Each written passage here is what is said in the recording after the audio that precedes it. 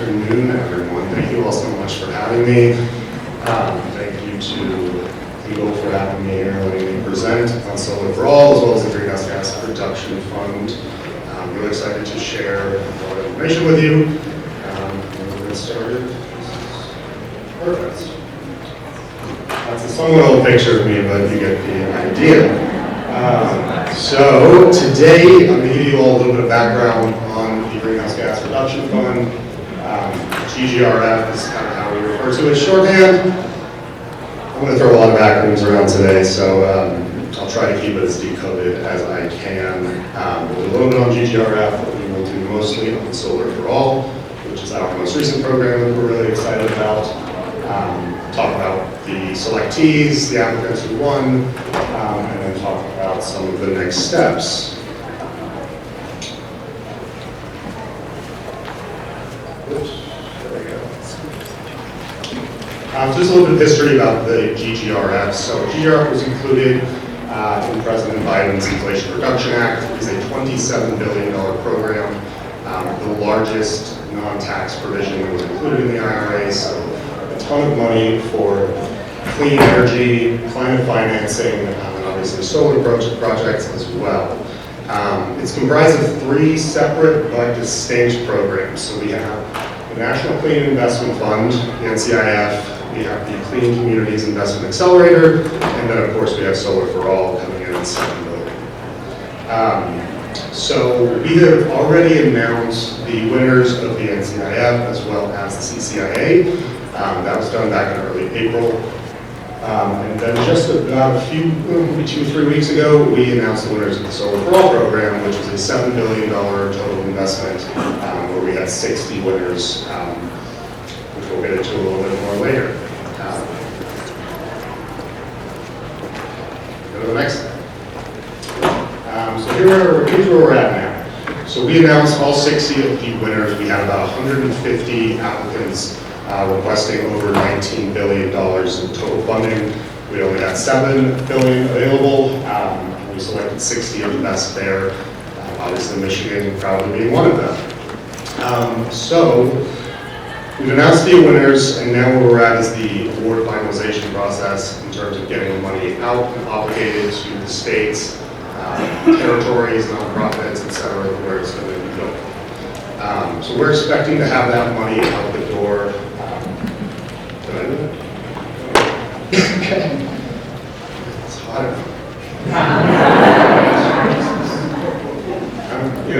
I get hot as well. But anyway, we are expecting to have all the funds for Solar for All out the door before the statutory deadline of September 30th, 2024. So that's that little fun pink bracket where we're at the moment.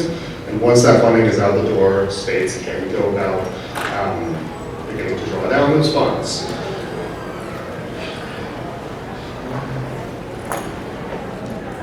Okay. But what we are here to talk about today is Solar for All. So, as I was mentioning, we selected 60 winners of the Solar for All competition. These applicants have committed to enabling nearly 1 million households across the United States to deploy and benefit from distributed and residential solar energy programs. So over the next 25 years, the life cycle of solar energy projects, we estimate that this will avoid more than 30 million metric tons of greenhouse gas emissions, creating over 4 gigawatts of distributed solar energy, and most importantly, deliver real savings to households across the country. So we estimate it's going to be about $350 million in total savings, which is going to come out to about $400 per household per year of those who take part in the program. So there's one thing I think is worth noting here. So there are many states across the country who have similar solar energy programs already in place. The one thing unique about the Solar for All program is that it's nationwide and it is specifically targeted at low-income and disadvantaged communities. In fact, as you can see, we are going to be expanding the program to 25 states that currently do not have any any type of solar energy program. So it's going to be a really widespread impact across the country.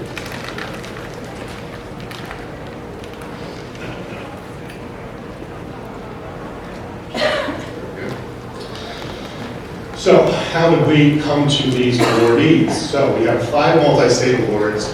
Those are organizations that are going to be covering regions, or in some cases across the entire country. That's about $1 billion. We have $500 million specifically going towards tribes, which I'll talk a little bit more about later, as well as 49 individual state level awards, which is where Michigan is going to derive its funding from, and that is about $5.5 billion in total impact. So, how much is Michigan going to get? I know you all have probably seen it already.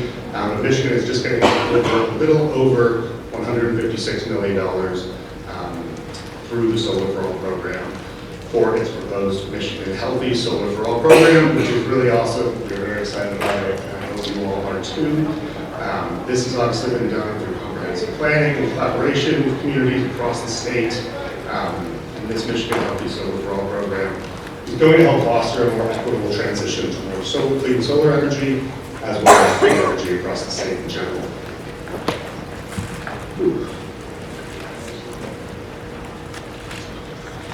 So again, what's unique about this program is that it is specifically targeted towards low-income and disadvantaged communities across the country. What I'll also note, though, is that tribes are going to be specifically targeted through this $500 million award. Sorry. Yes. Perfect. So, under Solar for All, the tribal governments that have received awards alongside several consortiums of tribes, which is one that I wanted to mention today. So the Midwest Tribal Energy Resources Association is a tribal consortium across Minnesota, Wisconsin, and right here in Michigan. They got an award of $62 million. Largely what they're going to be using it for is technical assistance to plan and build residential solar on tribal lands. Also including a workforce development component as well. Let's see if the slides are perfect. So each of the 60 programs is very different in its own way. Each is responding to a unique set of market conditions, to different communities and different, frankly, levels of solar energy. But all of these programs are going to be delivering meaningful benefits to the communities that they're serving. So for example, all the programs are going to be focusing on expanding this equitable access to solar, providing grants through low-cost financing and workforce development and assistance as well. So we are expecting each of these applicants to deliver a cost savings of at least 20% for the households that they're serving, which is pretty staggering in my opinion. So as we go forward and continue building the clean energy economy, we wanted to make sure that this program was comprised of other elements that are going to be important as we look towards the future. So that's building on strong labor standards, supporting domestic manufacturing, and being inclusive of economic opportunities rather in the communities that we're serving.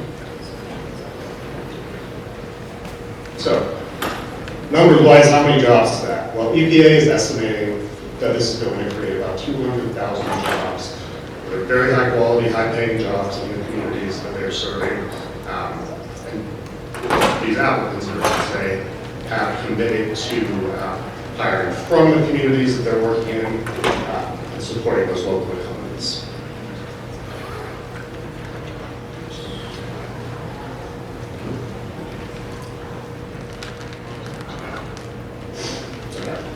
There we go. So a little preview of what comes next. We obviously last month made the announcement on Earth Day with President Biden out in Virginia. We are currently in the award finalization process where we work with the awardees, go over all the terms and conditions, talk about work plans and budget agreements, and do all of the final paperwork check. As I said, we have a statutory deadline of September 30th by which to obligate these funds. We expect that money to be out the door well ahead of that. So once those funds have been obligated, households right here in Michigan are going to to be able to see the benefits on the ground. So states that have existing solar energy infrastructure programs are going to be able to take advantage of that money right away, which is really exciting. So,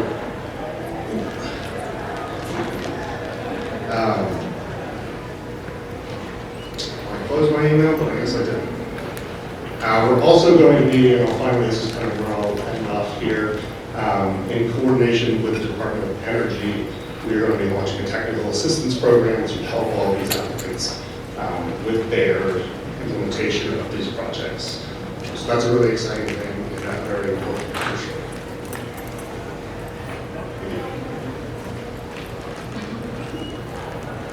Okay, my final slide.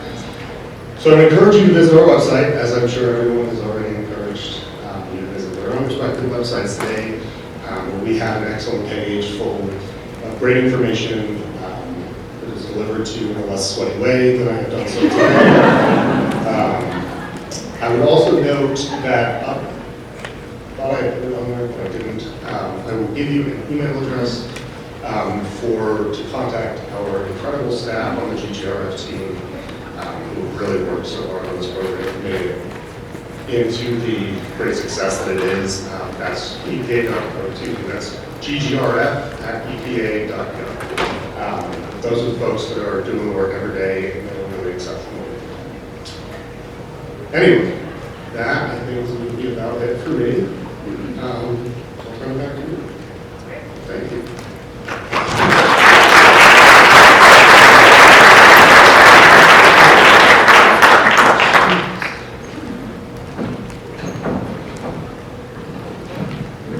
So we're going to risk moving this computer.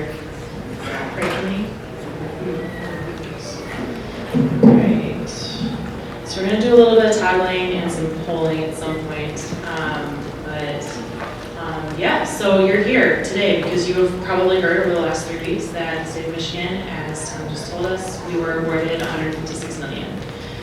So I think the key thing to keep in mind here, we got to learn a lot of things. There's some great coalitions that try to get the states together who are interested in applying for this, because realistically, we heard a whole panel of it this morning. When we collaborate, we all end up in a better spot. So in collaborating with them, they were kind enough to look at all the applications and say, gee, how much did everybody apply for? And apparently, all the applications equated to something crazy, well over the $7 billion that actually has been allocated here. And so we went for as much as we could get. You heard the Lieutenant Governor of Michigan, we are going to try and get every dollar we can. We asked for $250 million, got 156, and we're going to absolutely do as much as possible with that 156, and I think we're going to make it into a lot more once you see kind of what we have on track here. I was not part of the team that created that application. I want to do a call out for Haley and Maggie up front here on the team that absolutely were able to pull it together in a very short time frame. In that time frame, they met with over 60 stakeholder groups. They received over 50 letters of support. I'm sure many of you in here today are part of those letters of support that came in, so thank you for your support on this application. Like you heard Tom mention, we did plan to deliver, on average, electricity bill savings of 20% for each resident that's served through this program.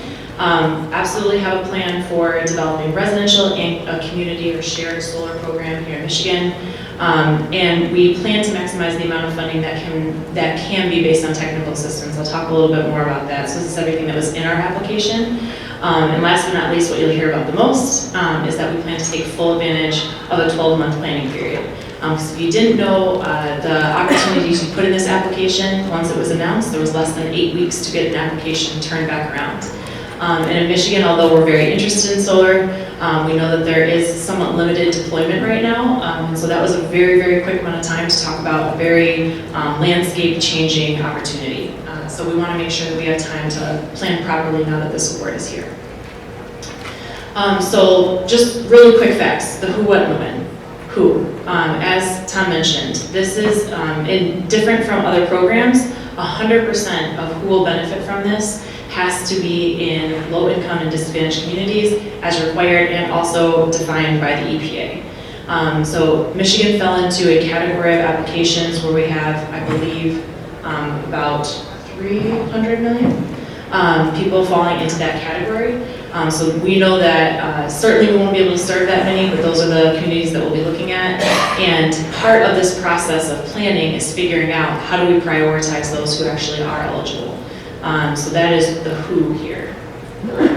So what kind of work will the program support? So there were lots of different opportunities, and ultimately understanding that we really want to grow the solar deployment and solar landscape in Michigan, we offered and really have a vision for going into each of these different sectors. So we know we want to have residential rooftop solar, we want to have some version of shared or community solar as it works here in Michigan. We want to make sure that they're enabling upgrades. This is a really key thing. So there's a lot of money coming out, as we know from the IRA, coming out from the federal government.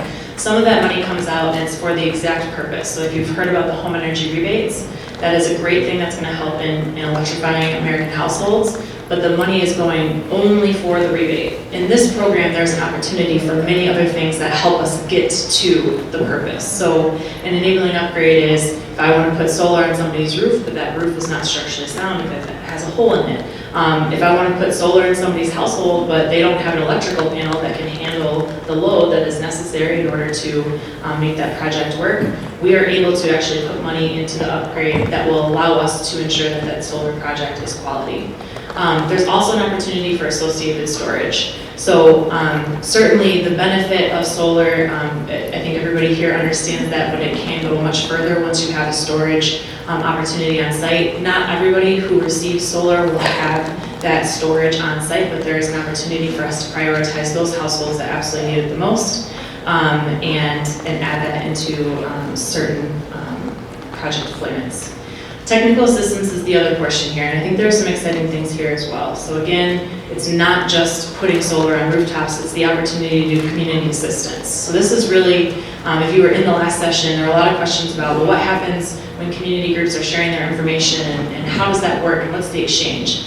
And this allows us to actually compensate community groups for supporting us in planning, supporting us in the deployment, which is a really key part of building trust and actually getting out to all the households that need it.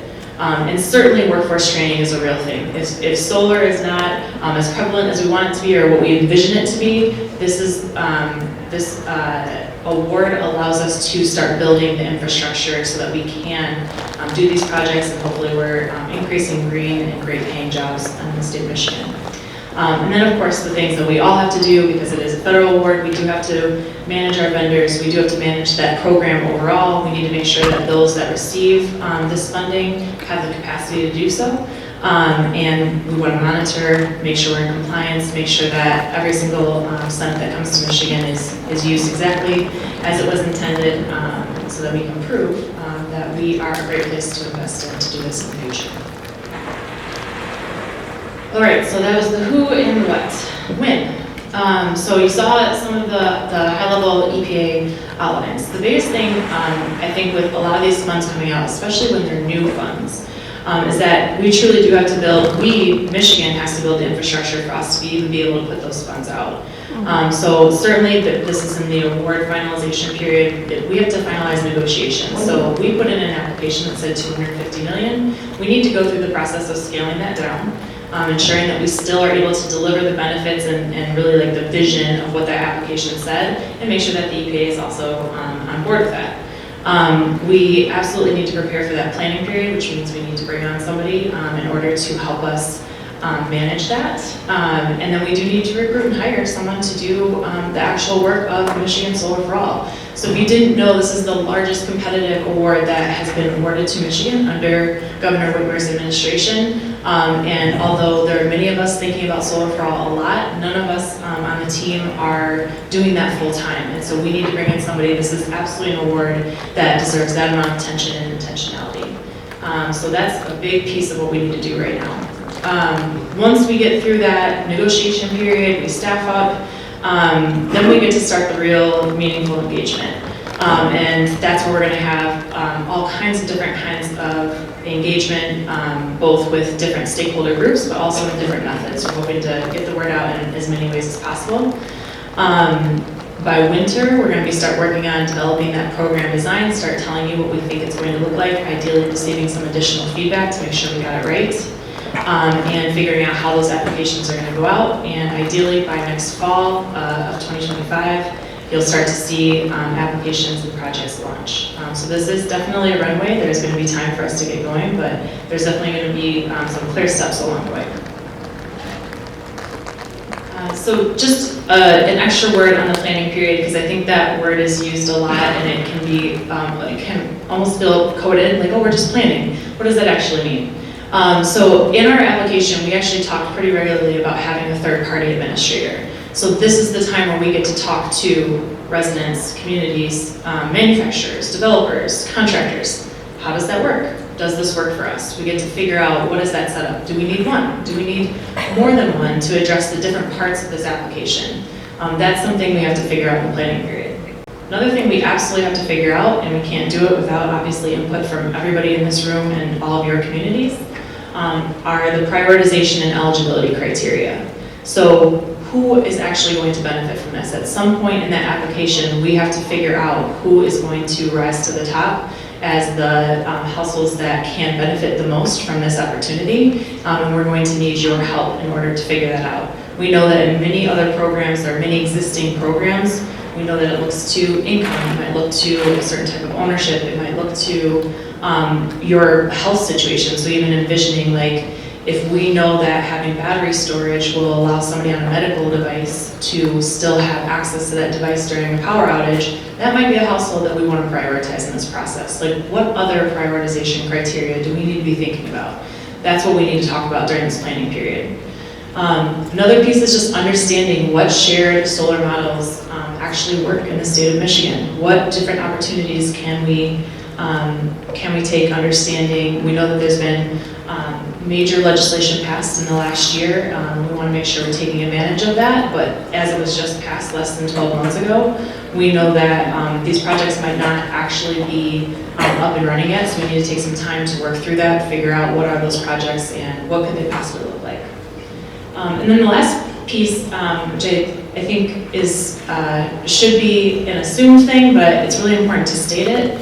We need to make sure that we're integrating the existing programs and opportunities that go with this. So there are obviously a litany of tax credits that can be taken advantage of, and every time we find a way to integrate a tax credit into our program, that $156 million becomes more. It allows that money to run much further, and that's obviously what our plan is here, is we want that money to run for as long as it possibly can, not only stretching it as far as these specific dollars can go, but proving that we can run a program here that is very effective, and hopefully help us get additional funding after that. We can do the best opportunity and proof of concept by integrating with existing programs. So, this is what we were so excited about, and switched computers 4 times beforehand. I'm going to switch to a browser, and hopefully we'll get lucky enough that it will work. It will, there you go. So we really want to take a break and just ask you what you think will be the best for your community. So we talked about the different parts. I did not offer an option for you to select compliance and monitoring. I don't think that really gets people up at night and excited in the morning. But really want you to go ahead. Obviously, if you have your laptop open, you can go to slido.com, or you can scan that QR code. Hopefully it's working for you. And then we'll be able to see these start coming in, hopefully. So maybe, oh yes, okay, it's working, great.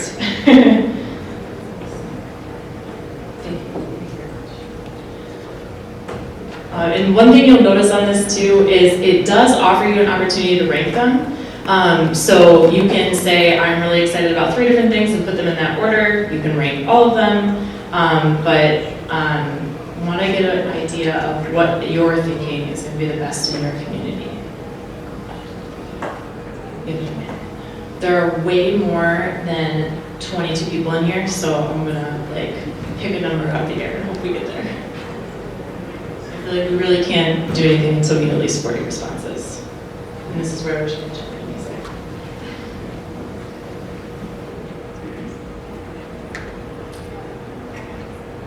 It feels like community solar has been at the top the entire time. I like that we're seeing some enabling upgrades. Okay, I see that the storage is at the bottom. We know that it has the least amount of funding likely to be allocated toward it. That does make sense. All right, well, you guys just blew the 40 out of the water, so thank you so much. It's actually going to stay active for a while we're going through the different slides, so if you haven't done it, please continue to do that. It's good to know that community is hopping up to the top. I think this is something that's been on our mind. We know that we can get to a lot more households if we crack the community solar nut and really do it right. So that will stay open, and I'm going to flip back to our slides. Oh, I apologize. There's a second one. So I'm going to take one more minute for you to finish that up while you're waiting for your colleagues to finish on that one. This is the next question we want to ask, and I really want to call out how important it is to understand what you're excited about as well as what you're concerned about. These are both things that we have to ask and solve for in the planning period. So really what this one's going to be, there aren't going to be pre-selected options, it's just going to be an open word cloud. So I'm going to swap to that one. Hopefully we got all these other rankings in and let you all start answering that one. It's going to be the same code.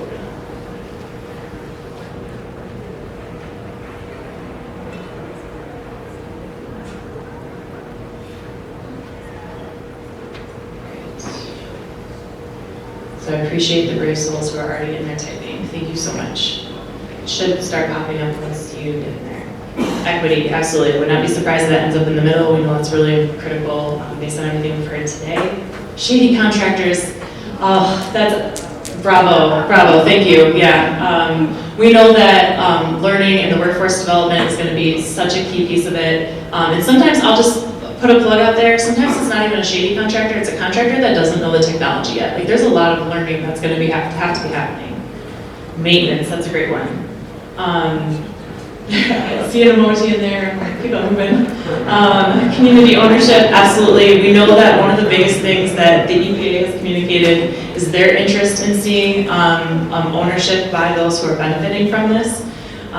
So that is absolutely on our mind. I love it. Okay, there's so many opportunities here. Lack of community input, I agree. I think we're really focused on how we can make sure that planning period becomes a meaningful benefit. All right. I'm going to give it another minute. This is really helpful because these are the things that we can literally, both now and in 3 months, hopefully when we have a planning contractor on, we can go back through this list and make sure we're knocking off each one of these items as something to talk about and engage in. Fabulous. Thank you all so much. I'm going to flip to the next slide. All right. So we're excited. We have valid concerns that we're going to be talking about during the planning period. So I want to take 1 minute to dream a little bit about how big Michigan's Solar for All might end up being, because it isn't just our $156 million award. As Tom mentioned, there are 60 awards nationwide, and some of those are actually nationwide coalitions. So I want to touch on a couple of them really quick, that some that we automatically know are already going to be bringing in dollars to Michigan, and some that might be an opportunity. So first one, Mterra, they won a $62 million award, and in their instance, their award will be eligible for all federally recognized tribes in Michigan, which I believe there are 12. So we know absolutely, if we were to get a proportionate amount, we may see up to about 20 million. We don't know, they are in the same process as us. They have to finish negotiations, they have to talk with their stakeholders. But we know absolutely our tribes are going to have an extra opportunity to get funding out of the Mterra award. Our Industrial Heartland Solar Coalition. I'm from Detroit, so a special shout out to Detroit as one of the selected cities in that, and Grand Rapids also was part of that 31 city coalition. I think they are, again, everybody will say this multiple times, everybody is in this negotiation period, so everybody's figuring out exactly what their final award is going to be, but you can see that they're focused on achieving household energy savings, cutting greenhouse gas emissions, and training. One thing to call out, understanding that Grand Rapids and Detroit will specifically have these additional funds. You heard from Mr. Cream Scales this morning. They have a great coalition there that's advocating. I was amazed. I had to learn about Grand Rapids sustainability plans, but they've apparently had them since 2006 and update them almost every 5 years, which is pretty fabulous. So you can check out their plans there. The city of Detroit just recently was able to get a strategy published in late last year. They are also preparing for that, and just calling out that having these plans in place put them in a better position in order to be in a coalition that won. I know Michigan is lucky to have had a Michigan Healthy Climate Plan. That's part of the reason why our application was compelling. So very excited that 2 of these cities will also be seeing additional funding. So then we're going to talk about some of the coalitions. So $250 million went to grid alternatives. They're looking specifically at affordable housing programs and how they can connect with affordable housing developers. We're very lucky that they, one, they're very familiar with this. They've already done this in many different states. But 2, we know that they are talking with us and interested in thinking about what it would mean to come to Michigan. So that is an additional opportunity, $250 million. Some of that hopefully will be deployed in Michigan. Community Power Coalition, same situation, it's a nationwide coalition. They are similarly looking at community solar projects and based out of Connecticut. So we saw that they'll operate nationally across at least 44 states. We're guessing they probably have a pretty good idea of where they're going. But this is part of what we have to figure out on the state of Michigan side is, can we attract them here? Can we attract some of their $250 million to come to Michigan? And then the final one, Awista Corporation. This is another tribal opportunity. They are also focused on federally recognized tribes and working with their CDFIs. So we think this is another opportunity where Michigan tribes could potentially benefit.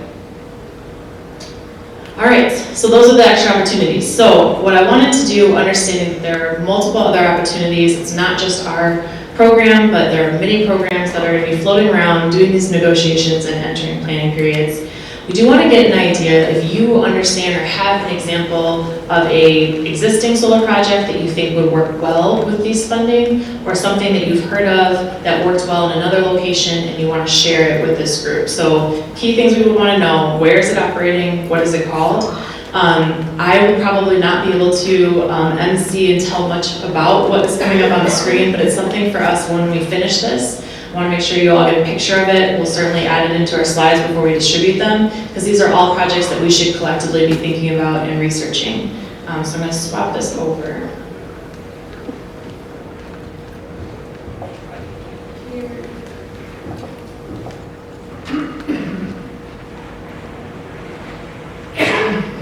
So same QR code, same all the things. And just calling out that, for instance, there is one opportunity that we know of at the state of Michigan that's coming out of one of our sister divisions in Eagle. They just announced My Solar Access. That would be one example. They did Silicon pilots that seem to have been quite successful. Oh, I love these opportunities. Polar Bear Energy Co-op. Can anybody shout out where that is? What state or location? Highland Park. Highland Park, fabulous. I'm seeing a lot of the Ann Arbor references, which are fabulous. Chart House Energy. I was hoping that these would stack so that we could see them all at once. So we'll make sure that we'll absolutely get them all into a single list that you can find on the slide. I'm going to get it at another moment. Oh, excellent. So there have been multiple Ann Arbor solarized examples. Manistee Community Garden, so I'll call that one out as being in Detroit, which is a really fabulous example. Solar Pump. We need better names for our programs, I'm convinced. So great, so great. This is wonderful. Okay, so we'll let that go for a little bit longer, and we'll make sure that that gets into a single slide. These are all the programs that we want to be looking at and thinking about as we're preparing, and some of them might just be good opportunities for us to hold up in the planning period. We know that we're going to be going into multiple different geographies, and if anybody has a question about what has worked, we want to make sure we can speak to opportunities both in Michigan and outside of Michigan that have been successful. Awesome. Thank you all so much. And please keep them coming. So the last part, obviously, we're talking about accelerating action. And when we say the award came and now we're going to negotiate, you'll hear from us, it doesn't really feel like we're accelerating action. So I really wanted to take some time at the end of this, before we take any questions, to acknowledge what should we be doing right now, the state of Michigan, as well as some of our other major stakeholder groups. Because I want you to understand that the moment that word came through, we were already running, trying to prepare for it. We're going to keep on running. But what will we be doing? So you already heard, we're definitely going to be recruiting and hiring a program director. That's going to be the number one thing. We want someone who is going to live and breathe this program and make sure that it is living up to and exceeding the expectations of what the EPA has put out and really what we put into this application. We're going to be updating the work plan and the budget. No shade to your EPA colleagues, Tom, but on a Q&A yesterday, they let us know we needed to remove all the fluff from our applications so that they can have a clean work plan. And okay, heard, right, like, how do we take out the fluff? So they're really getting down into the nitty gritty. They said they want to make sure we know exactly what you're spending the funds on, and exactly how you're going to do it, and that of course is what we are going to be endeavoring to do over the next couple of months. Once we get that all finalized, we'll be able to obligate the funds and really start this process of planning for it. We're going to be connecting with the national coalitions and trying to encourage them to spend their awards here so that our $156 million becomes far more. We definitely also need to make sure that we are providing regular updates. So I think the last two items here really kind of go in tandem. I think we feel like we need to walk a fine line of ensuring that we are giving you information, updating you on where we're at on all of these things that we are doing, as well as like the research that we have to do to prepare for the federal regulations and ensure that we're spending this money correctly. But we also want to make sure we're not exhausting you with updates or asking for too much before we actually start that planning period. Because when that planning period starts, it's going to be aggressive in the best way. We want to make sure that we're getting to all the different places in Michigan, but we also know that we've just gone through the CPRG, the Climate Pollution Reduction Grant planning. We know that our home energy rebates team has just gone through and traveled the entire state of Michigan. We know that people are going out and asking these questions constantly, so we also want to make sure that we're not overdoing it, especially before we bring on the people who are going to be helping us create this plan. So that is really what we're going to be doing right now. You'll see so much about our interest form, which is how we're going to be able to push out information in the next slides, but just calling out that we will be walking that fine line of going and updating you on our questions in our update, but not overdoing it before we are moving forward. So what should communities be doing right now to prepare? Definitely share about this opportunity. We want you to connect with residents, obviously, who are interested in solar, but also those who aren't. We know that once we start that planning period, even if we go to every county in Michigan, which would be great if we could, but we know we wouldn't be able to do that, we're only going to be able to have so many touch points. But the people who can have regular touch points and build trust about this are our community organizations. We know that we can't, there's nothing that we could do as the state of Michigan that can replace that, but we do hope that we're going to be able to partner with you. So the most important thing is for our community organizations to be having those conversations, understanding who's interested, those who aren't, why are they not interested, are these things that we can resolve in the planning process. Consider what role your organization can play. That technical assistance is a really groundbreaking thing that not many federal funds have. So if there's a way that you can advocate for your community and that we can partner with you on that, we want to start hearing those ideas. Brainstorming, obviously, about what projects would work best in your community. In many cases, there's kind of this in-between idea of it's not residential rooftop, so it's not single home, but it's not necessarily shared or community solar, where hopefully we're going to be partnering and putting solar on top of multifamily buildings. Well, what building is that in your community? We're going to need your help in identifying the places where these projects should be going. Certainly help us with understanding the roadblocks to eligibility and to identifying and securing those sites. And most of all, complete the interest form. You're going to hear me say it like 4 more times. But please complete that interest form. That's how we're going to be able to push out regular updates. I suspect they'll probably about monthly. As to where we are, we might ask additional questions along the way. And it's also a way for you to share your feedback if we don't get to questions, because I already got you have 10 minutes before you get polled signs, so I know we won't have a ton of time for questions. What should contractors and developers be doing? So one, not being shady, as we heard earlier, that would be great. But we know that there actually are many contractors, especially in our communities, that want to do this right, but we know that that also takes some intentionality. So we're hoping that our contractors are going to be collaborating with fellow contractors right now and talking about this opportunity. I think the biggest thing you just heard over and over this morning with our fabulous panel is that we really need to be working together and creating those coalitions. I think the first thing is creating those coalitions. Some of the issues might be solved before we even start that planning period because people are already doing this work, but it can also help us understand if the issue that you as a contractor are experiencing is pervasive, if all of your contractor colleagues are also experiencing the same issue. Same idea as what we talked about with the community. Identify those roadblocks, brainstorm what we could potentially be putting into our program that could help us remove those roadblocks or reduce them. Certainly start thinking about recruiting employees. Hopefully there are going to be some really fabulous workforce development opportunities that come out of this. And connect with the local communities where this is actually going to happen.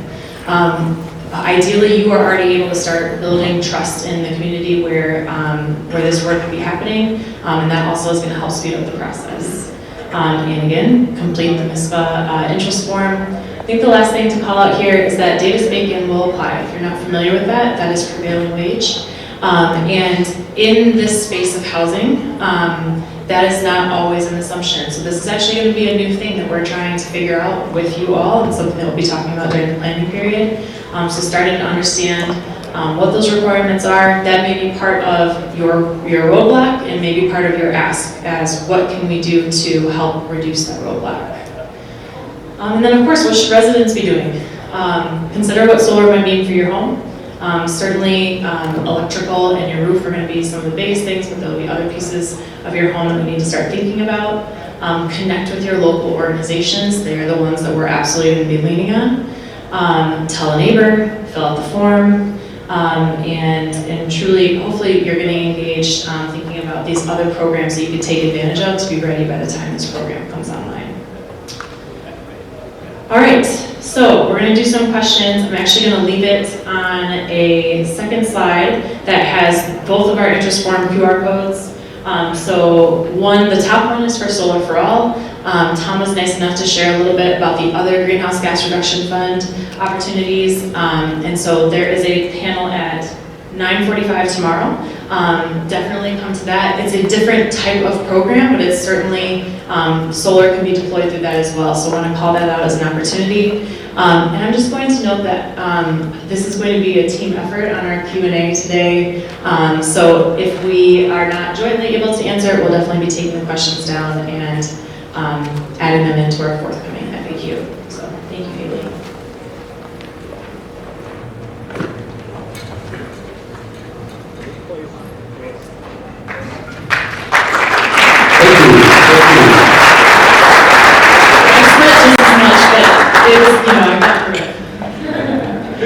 Thanks.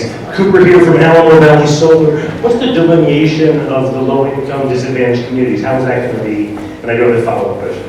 How are they going to be delineated?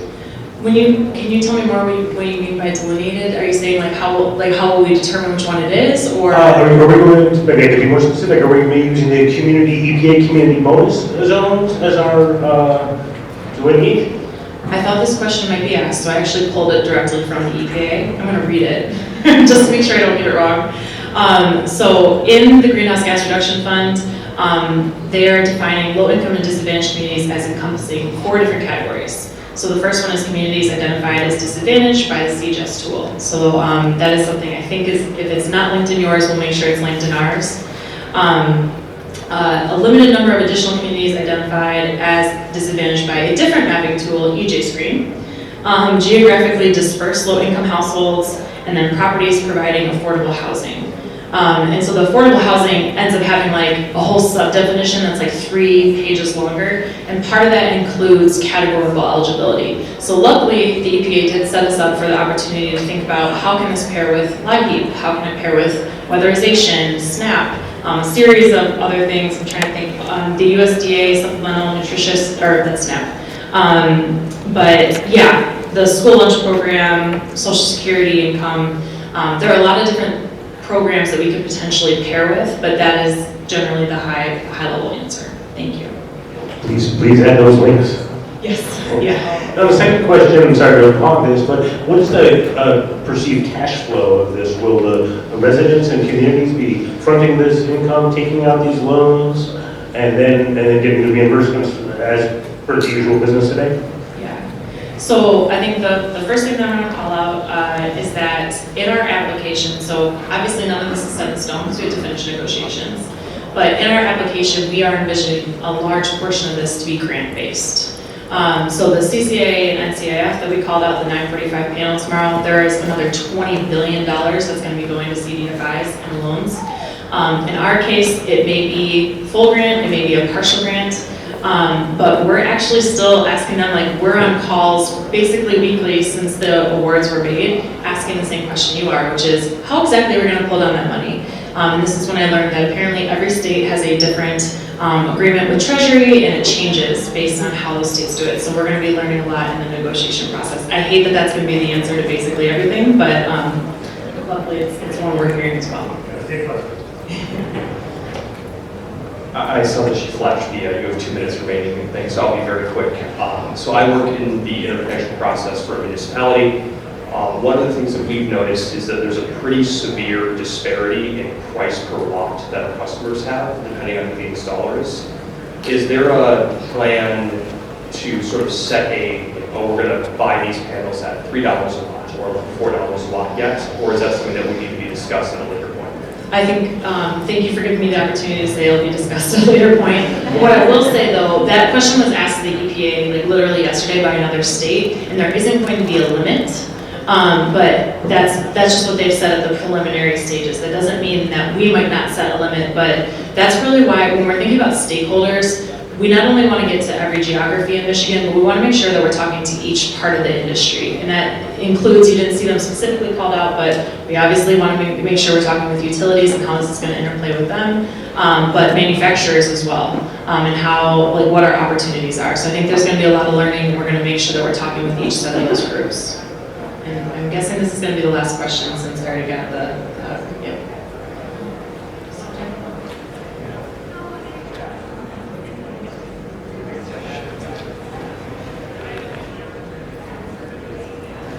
Hi, thanks. So you mentioned one of the ways you're going to be leveraging some additional funding in order to make the dollars go farther. I'm wondering, as part of maybe the enabling upgrades or other opportunities, if you'll be looking for ways to improve energy efficiency in the homes, that you're looking at leveraging cold weatherization dollars or other ways to lower energy use before putting solar on the roof. Yeah, so I think I'll do another show out. There's a whole homes panel tomorrow, which I think is going to talk a lot about that.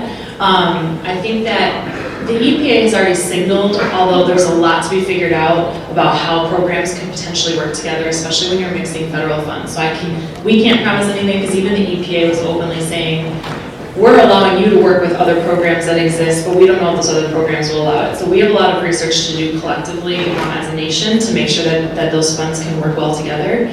But they've signaled an interest in pairing live heat and weatherization by saying if you're eligible for one, you would be eligible for solar for all. And so we know that interest is there. I personally, part of the reason why I'm on this team is to think about housing in coordination with this. And in general, especially in our single family homes, the order of operation needs to be home repair, weatherization, and then electrify.